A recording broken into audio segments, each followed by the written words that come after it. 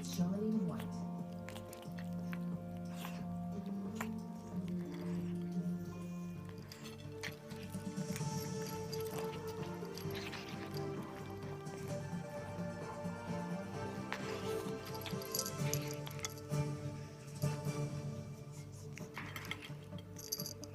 Good evening and welcome to the ITV News in London. On tonight's programme, an active terror plot foiled by police in Wilson. A woman was shot by trained officers last night. Police made 6 other arrests. After about 10 minutes, we had some really serious screaming from a lady. So we thought maybe she was being arrested or something.